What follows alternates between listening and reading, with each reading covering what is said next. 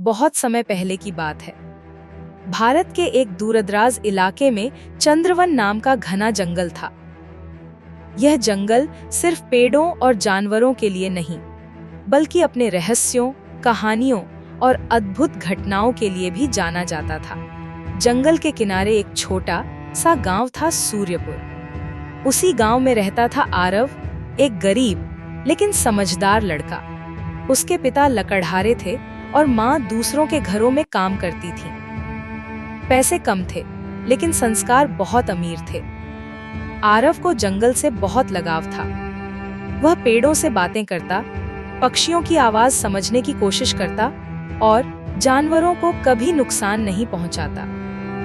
एक दिन गांव में खबर फैली कि एक बड़ी कंपनी जंगल को काटकर वहां फैक्ट्री बनाना चाहती है।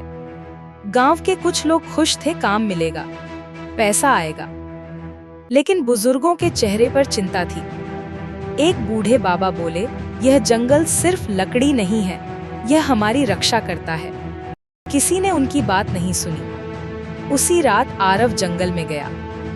अचानक तेज हवा चली, पेड़ हिलने लगे और एक पुराना बरगद चमकने लगा।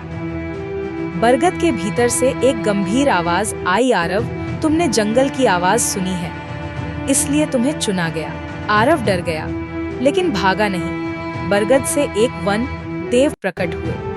उनकी आंखों में सदियों की थकान थी। वन देव बोले, अगर जंगल कटा तो बाढ़, सूखा और बीमारी आएगी। तुम्हें गांव को सच दिखाना होगा। अगले दिन कंपनी के लोग मशीनें लेकर आ गए।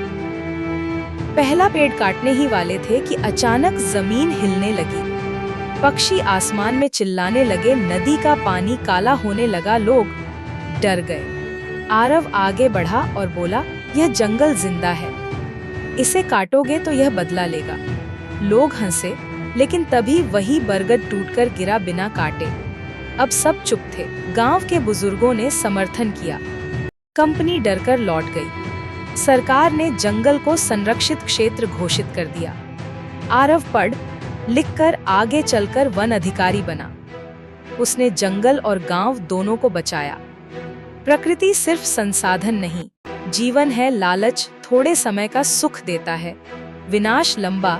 एक सच्ची आवाज भी बदलाव ला सकती है।